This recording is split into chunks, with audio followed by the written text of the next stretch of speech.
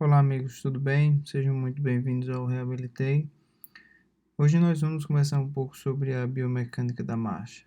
Novamente, meu nome é Gudson Queiroz, eu sou especialista em fisioterapia ortopédica e especialista em fisioterapia de membro superior. Também estou realizando meu doutorado em fisioterapia na cidade de Boston. Vou falar um pouquinho sobre a biomecânica da marcha. A gente sabe que a marcha humana é uma progressão rítmica de movimento, uma progressão cíclica, ela se repete e esses movimentos são extremamente importantes que o fisioterapeuta estude porque determinadas alterações na marcha podem ser resultado de afecções nas articulações ou uma fraqueza muscular ou um déficit de contratilidade de determinados grupos musculares que podem gerar disfunções de movimento. Nós sabemos que existem vários parâmetros de marcha, como o comprimento de passada, velocidade, cadência. A gente não vai falar sobre isso hoje. A gente vai falar um pouquinho mais sobre alguns intervalos de marcha, ao invés de falar sobre as fases específicas da marcha. Mas deixa eu me dar uma pincelada sobre os ciclos da marcha aqui. Nós sabemos que o ciclo da marcha de um membro ela pode ser dividida entre fase de apoio e fase de balanço. Isso aí é o básico, né? Sabemos também que a fase de apoio ela constitui aproximadamente 60% da marcha e a fase de balanço 38% da marcha. Vamos falar um pouquinho agora sobre os intervalos. Eu acho que vocês já ouviram muito falar sobre fases da marcha, a fase de apoio inicial, de contato inicial, resposta à carga, a fase de elevação do calcanhar, a fase de elevação do grande dedo e assim por diante. Pré-balanço, balanço e assim por diante. Eu queria falar um pouquinho sobre os intervalos. Intervalo é basicamente a transição entre duas fases da marcha. Por exemplo, esse primeiro intervalo é o intervalo entre o toque do calcanhar no solo e a resposta à carga. Então, vamos ver o que é que acontece durante esse intervalo de tempo na marcha. Esse intervalo de tempo do primeiro intervalo, ele corresponde a aproximadamente 15% da marcha, 15% da caminhada. Como a gente falou, é definido como o contato inicial do calcanhar no solo até o momento em que o pé fica apoiado totalmente no chão, que a gente conhece como resposta à carga. Durante esse primeiro intervalo, o pé ele vai ajudar a absorver e a dissipar as forças que são geradas pelo contato do pé no solo. A articulação talocrural, a articulação do tornozelo, ela vai sofrer uma rápida flexão plantar desde o início do contato do calcanhar no solo. E em aproximadamente 7% do ciclo da marcha é que a dorsiflexão começa. Então, é necessário haver uma boa ativação de tibiais anteriores, como a gente vê nessa imagem abaixo, na imagem C, uma boa atividade de tibiais anteriores para que haja uma dorsiflexão e para que livre o antepé do solo, para que não haja contato dos dedos no solo. Pacientes que têm fraqueza ou paralisia do fibular fraqueza da musculatura tibial anterior ou paralisia do fibular, vão apresentar um pé caído e eles não serão capazes de realizar esse clearance do antepé, esse livramento do antepé com relação ao solo. À medida que o pé ele vai recebendo esse peso corporal no contato inicial do calcanhar no solo, o calcâneo ele vai se mover rapidamente e o arco longitudinal ele vai começar a se achatar.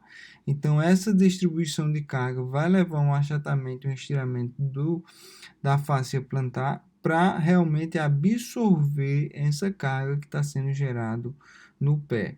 E esse achatamento desse arco plantar, ele vai se originar na articulação subtalar e vai atingir o máximo de achatamento durante essa fase, principalmente quando a gente vai passando do contato inicial para a resposta à carga. Então aqui a gente vê na figura A que essa fase a gente vai ter um aumento progressivo da descarga de peso no pé. Com relação à flexão plantar e à dorsiflexão, na figura B a gente vê que a gente inicia de uma flexão de uma dorsiflexão, aproximadamente 8 graus, e ele vai progredindo para uma flexão plantar, porque tanto o pé ele vai descendo, como a tíbia ela se move mais posteriormente, favorecendo a essa flexão plantar do tornozelo. A gente já viu que os tibiais anteriores, como na figura C mostra, estão bastante ativos, mas a musculatura posterior do tornozelo, principalmente tibial posterior, e a musculatura intrínseca está quase que em silêncio. Então não tem muita atividade dessa musculatura intrínseca do pé e nem de tibial posterior durante esse primeiro intervalo. E a gente vai observar que a articulação subtalar ela vai sair de uma posição de supinação e vai entrar em uma posição de pronação à medida que a articulação do tornozelo vai receber essa carga. Então o retropé ele se move da supinação para uma pronação durante esse primeiro intervalo. E isso é um mecanismo passivo, um mecanismo que acontece pela descarga de peso. E o que restringe esse movimento de pronação subtalar é justamente o complexo cápsulo-ligamentar, que vai dar esse suporte, e não a contração, a contratibilidade da musculatura. Então, se o paciente tiver um déficit de suporte cápsulo-ligamentar, o paciente vai apresentar uma maior pronação da articulação subtalar durante esta fase. Outra coisa extremamente interessante é que a rotação interna de todo o membro inferior ele vai aumentando à medida que a distribuição de carga no pé ela vai aumentando. Então, é uma transferência essa pronação ela vai se transferir para as articulações um pouco mais proximais, fazendo uma rotação interna de todo o membro inferior. Isso vai ser transferido para joelho e vai ser transferido também para quadril. Distalmente, o que acontece na eversão do retropé é que essa eversão ela vai destravar a articulação transversa do tarso, o que vai permitir que a articulação do médio pé fique um pouco mais flexível para também absorver essa carga. Isso também vai permitir um maior achatamento do arco longitudinal, que também, por sua vez, vai contribuir para uma dissipação da energia durante essa marcha. Deixa eu ver se faltou alguma coisa. Acho que é só isso nessa fase, nesse primeiro intervalo. Nós vimos que a carga aumenta, a articulação do tornozelo ela sai de uma dorsiflexão para uma flexão plantar, a articulação subtalar sai de uma supinação para uma pronação, e a rotação interna de todo o membro inferior ele vai aumentar progressivamente à medida que a gente avança para o final do primeiro intervalo. Esse aqui é o segundo intervalo. O segundo intervalo ele vai se estender aproximadamente de 15 a 40% do ciclo da marcha. Então, durante esse intervalo, o centro de gravidade que estava posterior ao corpo no primeiro intervalo, ele vai se transferir para anterior, ele vai se mover anteriormente à medida que há uma sustentação de peso no pé.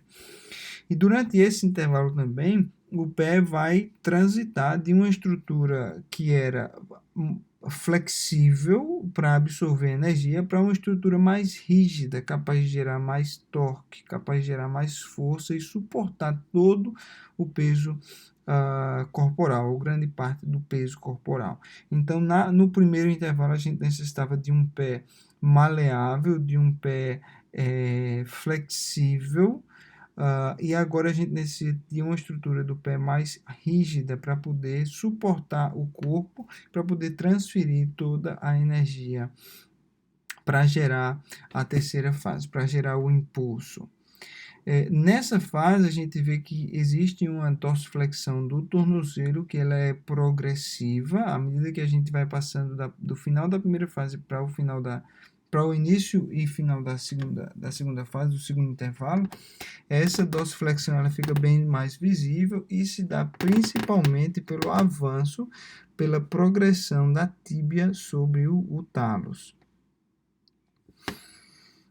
Durante essa fase, é quando a força na articulação do tornozelo, na articulação talocrural, atinge o seu pico máximo.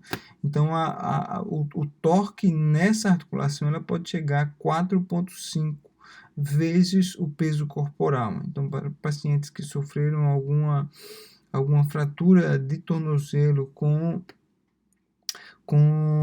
algum dano ao talos ou articulação talocrural, essa força vai ser muito maior nessa região e é necessário a gente ter um foco bastante intensivo nessa articulação para a gente diminuir aquelas dores na região anterior da articulação talocrural. É muito comum em pacientes que sofreram fratura ou passaram um tempo com uma imobilização de tornozelo. Durante esse segundo intervalo, a gente vê uma alteração do posicionamento da articulação subtalar. A gente observa isso na figura D. Então, a gente vê que essa articulação subtalar, que ela tinha uma progressiva pronação, agora ela sai de uma pronação para entrar em uma supinação, o que faz com que o pé ele fique um pouco mais rígido. E vários fatores podem contribuir para essa inversão, para essa supinação do pé, mas o fator que desempenha o maior papel ainda não é muito claro para a gente nesse momento. Acima da articulação subtalar, todo o membro contralateral ele vai oscilar, o que vai fazer com que o membro fixo, o membro que está com apoio no chão, ele gire externamente. Então, a fase de balanço do membro contralateral, ele vai promover uma rotação pélvica, uma rotação de fêmur externamente, uma rotação pélvica para fora, uma rotação de tíbia, e isso vai se transferir também para o retropé, fazendo com que o retropé entre em uma inversão. Isso facilita muito a transferência de carga, o impulso desse membro ou do corpo inteiro para frente.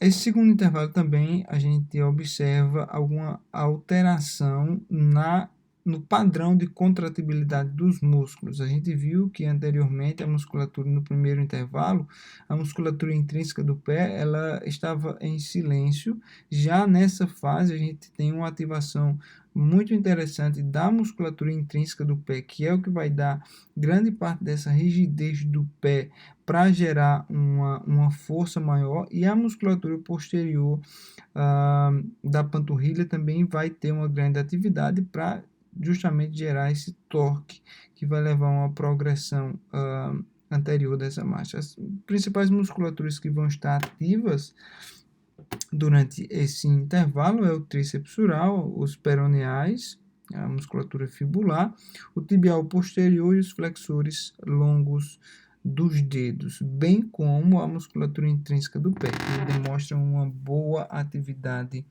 elétrica. Essa musculatura posterior da panturrilha, ela também é responsável por diminuir o movimento de progressão da tíbia sobre o pé. Essa é uma diminuição fisiológica, ela desacelera essa dorsiflexão em cadeia cinética fechada. Porém, se o indivíduo apresentar uma contratura do tríceps sural, ao invés da gente diminuir essa progressão, ele vai limitar essa progressão, fazendo com que o calcâneo do paciente ele saia do contato do solo de uma forma mais breve do que o normal. Então, a contratura do tríceps sural ela vai ser observada durante a marcha através de uma elevação do calcanhar de forma precoce. Isso aí já traz alguns indícios para a gente que essa musculatura está encurtada ou a articulação talocrural por si só vai estar rígida ou vai estar com alguma alteração de amplitude de movimento. E aí a gente passa para esse terceiro intervalo. Esse terceiro intervalo é o nosso último intervalo da fase de apoio e ele vai se estender de aproximadamente 40% a 62% do ciclo da caminhada. Nessa fase, a gente observa uma flexão plantar importante da articulação talocrural e a articulação subtalar ela ainda vai continuar a se inverter, então ela segue o mesmo padrão de supinação durante essa fase do terceiro intervalo. E ela atinge o máximo de supinação, a gente vê no pico ali na figura D, na fase de pré-balanço, em que a gente tem apenas o contato dos dedos com o solo, essa fase de pré-balanço que se prepara para entrar em uma fase de balanço do membro que está apoiado. Isso também vai fazer com que o membro continue a girar externamente. A gente vê que a rotação externa ela ainda vai aumentar durante toda essa fase, como a gente falou. Isso é guiado pelo membro contralateral durante a fase de balanço. O balanço do membro contralateral para frente vai gerar uma rotação pélvica, uma rotação do fêmur, uma rotação de todo o membro inferior, que isso vai se transferir também para a tíbia. A articulação talonavicular, é importante que isso seja dito, ela vai ser estabilizada durante esse período pela pressão que é exercida pelo peso corporal e pela força intrínseca criada pela aponeurose plantar. Então, isso vai fazer com que haja uma maior estabilização da articulação talocrural, que vai dar um maior suporte a esse pré para exercer uma maior força. É interessante que é nesse terceiro intervalo em que a gente vai ter um maior aumento, uma maior porcentagem de peso corporal que é resultante da queda do centro de gravidade. Quando a gente tem uma dorsiflexão do tornozelo, quando a gente tem uma maior distribuição de carga, nesse pé é justamente nesse terceiro intervalo. E essa carga no pé, ela pode exercer o peso corporal em até, exceder, perdão, o peso corporal em até 20%. Muito bem, deixa eu ver se tem algum outro detalhe. Eu acho que dessa terceira fase seria isso, mas só um detalhe que os tibiais anteriores, aqui na figura C, eles estão em silêncio e a gente não tem muita atividade dos tibiais anteriores nessa fase. Muito bem, vamos falar de uma forma bastante breve da diferença da caminhada, as fases da marcha da caminhada para a corrida. O mecanismo de estabilização do pé durante a caminhada e a corrida é basicamente o mesmo. A gente vai ter algumas alterações das fases. Durante a caminhada, o pé ele vai estar, um dos pés ele vai estar sempre em contato com o solo, e à medida que a velocidade da marcha aumenta, a gente vai ter uma diminuição dessa fase de apoio, e ao invés da fase de duplo apoio, a gente vai ter uma fase de flutuação. Isso pode ser visto aqui nesse ciclo. Essa última, na figura do lado direito, que a gente tem um amarelo, as barras amarelas e roxas. Aqui a barra amarela é a fase de apoio, e a barra roxa é a fase de balanço. Quando a gente começa a fazer um trote, que é esse jog, de 0,7, aqui está em milhas por hora, a gente vê que há uma diminuição dessa fase de apoio, uma diminuição também da fase de balanço, porque está um pouco mais acelerada, e a inclusão dessa fase de flutuação. E à medida que essa velocidade aumenta, a gente vai diminuindo ainda mais essa fase de apoio, vai diminuindo ainda mais a fase de balanço, porque a velocidade vai aumentando e a fase de flutuação ela vai aumentando.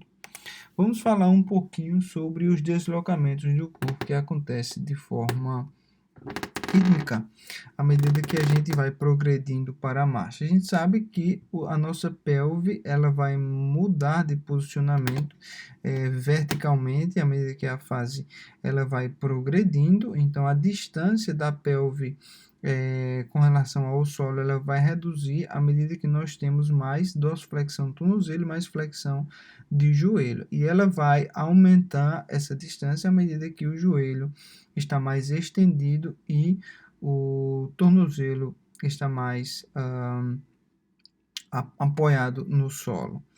A gente também tem um deslocamento lateral do corpo. Esse deslocamento ele pode ser alterado para mais ou para menos, dependendo da distância entre os dois pés.